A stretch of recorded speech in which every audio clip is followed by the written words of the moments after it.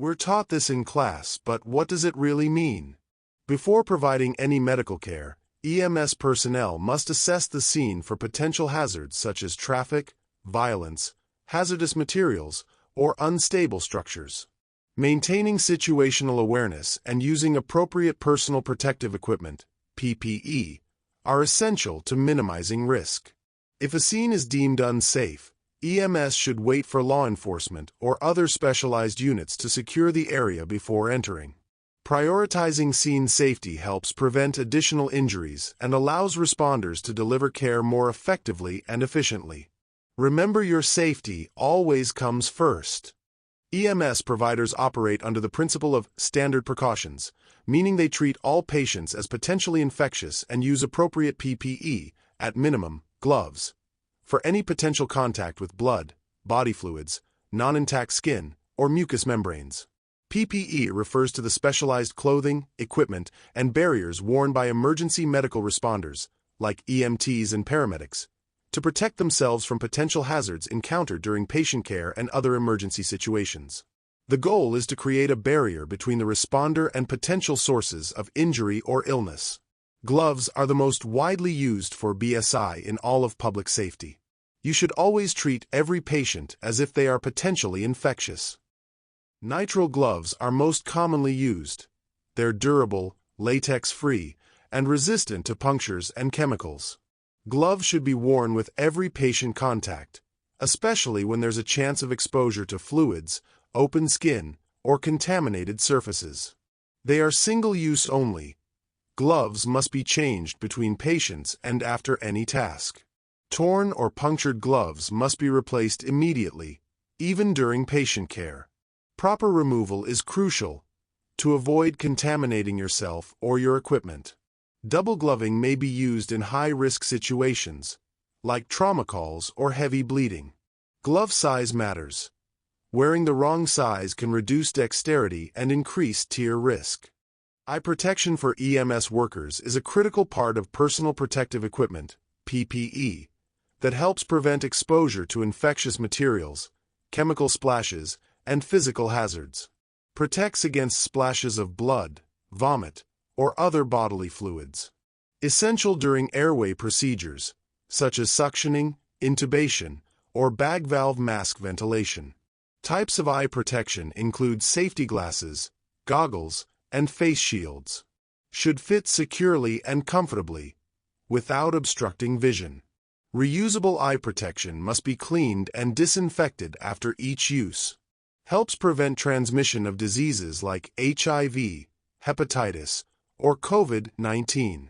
Often worn with masks or respirators for full facial protection. Not a substitute for full-face respirators in hazardous environments, but adds important coverage. Always inspect for cracks or scratches before use. Face masks are another form of PPE used by public safety workers. They help both patients and the healthcare worker from airborne and droplet-transmitted diseases. There are two main types used by first responders: the surgical mask and the N95 mask. What are surgical masks? Surgical masks are loose-fitting, disposable masks that create a physical barrier between the mouth/nose of the wearer and potential contaminants in the environment. They are primarily designed to protect others from the wearer's respiratory emissions, but also provide some protection to the wearer from large droplets or splashes. What is an N95 mask? An N95 mask, also called an N95 respirator, is a tight-fitting respiratory protective device that filters at least 95% of airborne particles, including very small particles and large droplets. They are NIOSH approved, National Institute for Occupational Safety and Health, and considered a higher level of protection than surgical masks. Require a fit test due to different sizes available. See your employee health or department administrator for more information about fit testing. What are EMS gowns?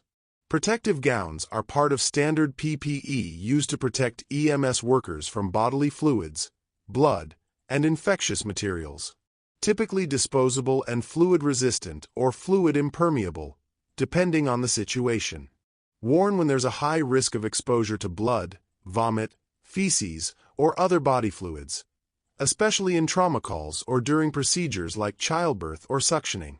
Help prevent cross-contamination between EMS providers and patients. Especially critical during infectious disease outbreaks, e.g., COVID-19, Ebola, or flu pandemics. Scene safety in EMS is a top priority. It ensures the well-being of both responders and patients. Your safety is your top priority. If you're injured, you cannot take care of anyone. You should be assessing for threats or potential unsafe scenarios prior to arrival. For example, if you are dispatched to a residence you're familiar with, and you know there's potential for threats due to previous runs there, or request dispatch to have police respond as well. Attacks on firefighters and EMS is on the rise, as you can see from these news clips. The number of attacks on EMS workers more than doubled between 2018 and last year. In 2018, there were about 160 attacks. Last year, more than 380. As I'm helping him onto the bed, I had my guard down, and he just punched me right in my face. Kelly Gums is an EMT with the FDNY. He says he has been attacked 3 times by patients in recent years. The other unpopular pandemic that's been going on in recent years is the pandemic of mental health. Just last week, an EMT in Staten Island was shot in the shoulder by a drunk patient in the back of an ambulance. Thankfully, the EMT survived, but the incident demonstrates just how dangerous the job can be. Oren Barzilay represents about 4,000 FDNY EMTs and paramedics. Out of nowhere, a punch will come through the window. Just sitting there, minding our own business. Or a brick is thrown at them, or a BB gun is shot through the window. The FDNY has released PSAs about the safety issues. Assaulting an FDNY EMT or paramedic is a felony. In addition, the FDNY says it has trained first responders in self-defense and de-escalation. They're talking about 24 people who got trained in de-escalation. 24 people out of 4,500. Queens City Council member Joanne Ariola chairs the committee that oversees fire and emergency management.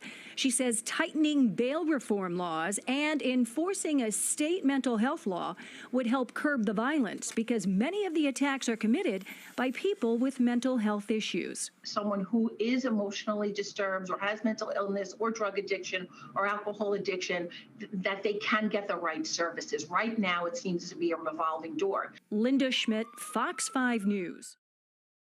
In a letter obtained by King 5, the Seattle Firefighters Union Local 27 details several attacks against firefighters while they're responding to fires. The letter, sent to City Council members in late July, claims there have been more than 40 attacks and assaults on Seattle firefighters since April of 2022. It details 2 specific attacks, one where someone threw a large rock at a firefighter at the scene of a fire, the other where they say someone pulled a knife on them. The letter claims the person said they were, quote, going to kill the firefighters and then started chasing them with the knife and even climbed onto the fire engine. Union President Kenny Stewart wrote to the council, quote, we battle structure fires, vehicle fires, explosions, electrical hazards, chemical hazards, structural collapse, and infectious diseases. But we have been slow to recognize that intentional physical violence against firefighters is unacceptable. It is not the same as a burning building or a car wreck. Wednesday, Seattle Mayor Bruce Harrell addressed the concerns. They're facing some very critical situations where their own safety is constantly put at risk. We're also trying to figure out when someone is in a crisis, EMS scenes can get unpredictable fast. Some scene types are high risk because of environmental dangers, violence, or complexity. Here's a list of the most common high-risk EMS scenes and some of the dangers that they present.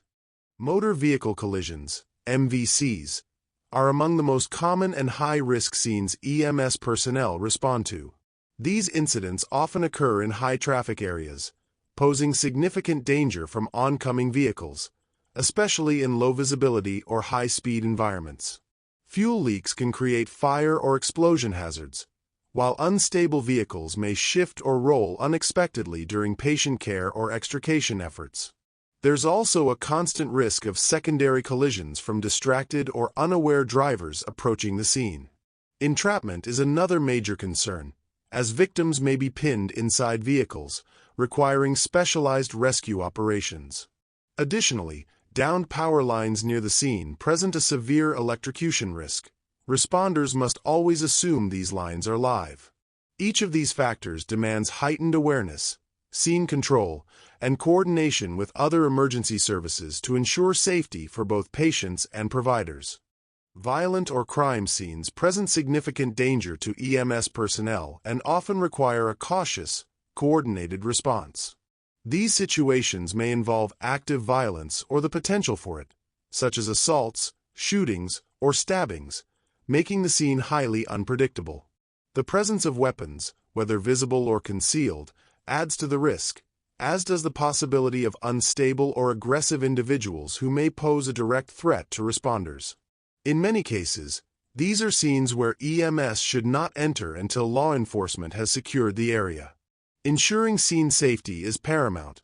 Rushing in without confirmation from police can result in serious injury or death. EMS crews must remain vigilant, follow local protocols, and prioritize their own safety while preparing to provide rapid care once the scene is declared secure. Drug-related calls and overdose responses are increasingly common and come with unique hazards for EMS personnel. Patients under the influence of drugs may exhibit unpredictable behavior, ranging from severe agitation to sudden violence, which can escalate quickly and put responders at risk. Additionally, the presence of potent substances like fentanyl presents a serious exposure concern.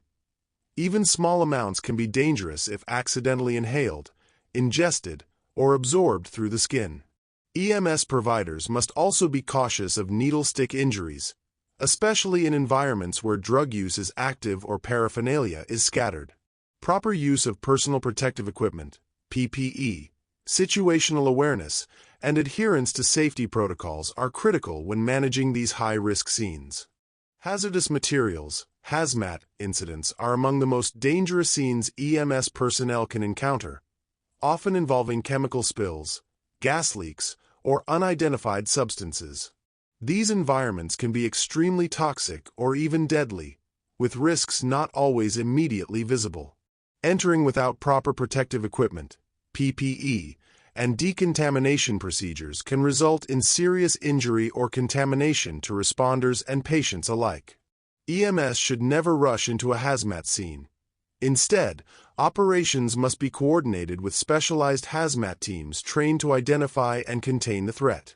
Scene safety, proper staging, and strict adherence to protocol are essential to protect EMS crews and ensure effective patient care once the scene is deemed safe. You should familiarize yourself with the Emergency Response Guidebook. An ERG Response Guidebook is required in all EMS vehicle. An app is also available for download through the Apple Store or Google Play Store. Water-related rescues pose unique and severe risks for EMS providers. These incidents can involve drownings, submerged vehicles, or patients trapped in swift-moving water or under ice. The environment is often unpredictable, with hazards like strong currents, unstable terrain, and cold exposure adding to the danger. Responders face a high risk of drowning themselves if proper precautions aren't taken, especially when attempting rescues in fast-moving or deep water. Limited access to victims can complicate rescue efforts, and without specialized training and equipment, EMS personnel should not enter the water. Coordination with trained water rescue teams is essential, and maintaining scene safety must always come before any attempt to provide care. Industrial and construction site incidents can be extremely hazardous for EMS personnel due to the presence of heavy machinery, unstable structures, and potential electrical hazards. These environments are often chaotic, with risks such as falling debris, moving equipment, and uneven terrain.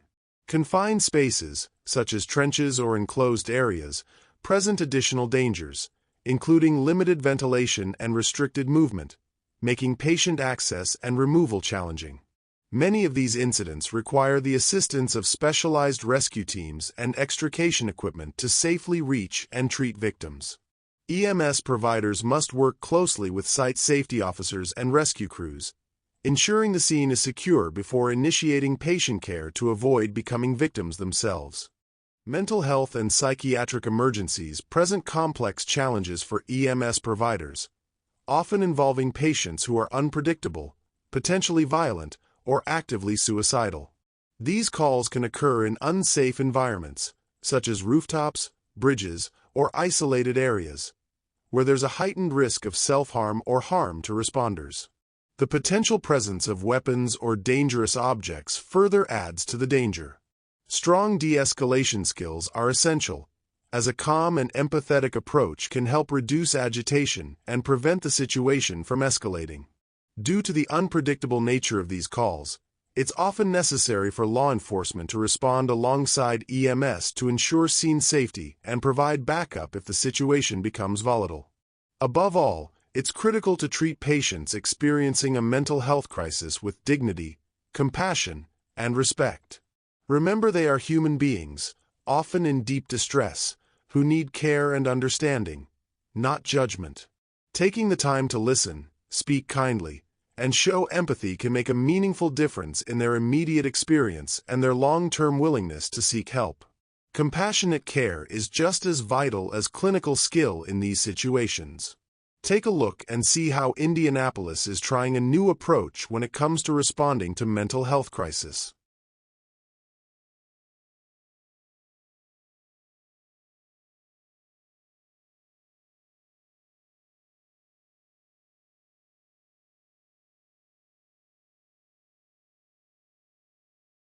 Indy first responders are changing the way they answer mental health calls. This is a new approach that's going to be used whenever mental health professionals are just not available. We know there's a shortage in our community. Tonight, our Marion County reporter Lauren Kostick explains why this new agency is going to respond.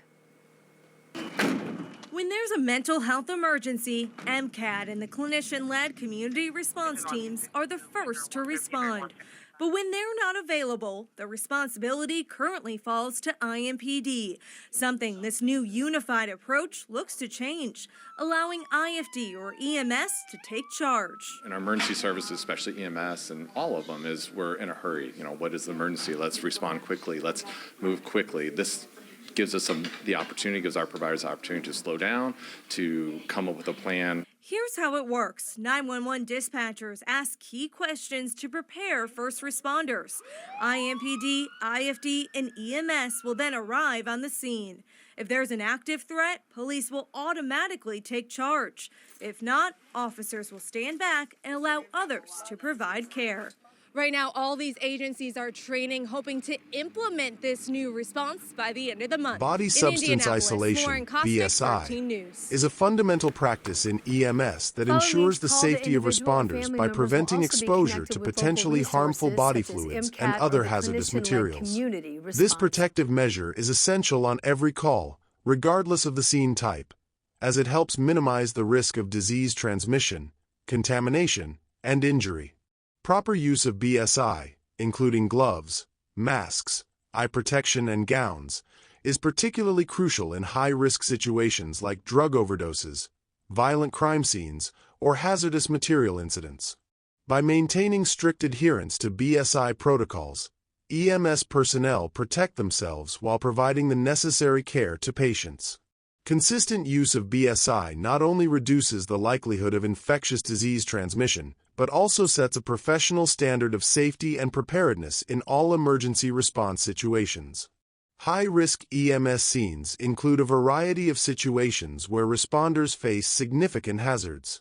Motor vehicle collisions, MVCs, involve traffic risks, fuel leaks, and the potential for secondary collisions or entrapment. Violent or crime scenes can feature active violence, weapons, and aggressive individuals, requiring law enforcement to secure the area first. Drug-related calls and overdoses often involve unpredictable behavior, exposure to dangerous substances like fentanyl, and needle stick risks. Hazardous materials incidents present toxic threats that require specialized PPE and decontamination. Water-related rescues come with dangers like drowning, fast-moving water, and cold exposure, while industrial or construction site incidents involve heavy machinery, confined spaces, and electrical hazards. Mental health emergencies involve patients who may be violent or suicidal, requiring de-escalation skills and law enforcement support. In all these cases, scene safety, specialized equipment, and collaboration with other responders are crucial to ensuring the safety of both EMS personnel and patients. Thank you for completing this lesson. We hope you found the course informative and valuable. Please proceed to the post-test to assess your knowledge of the topic. And that you for visiting EasyEMSSU.com.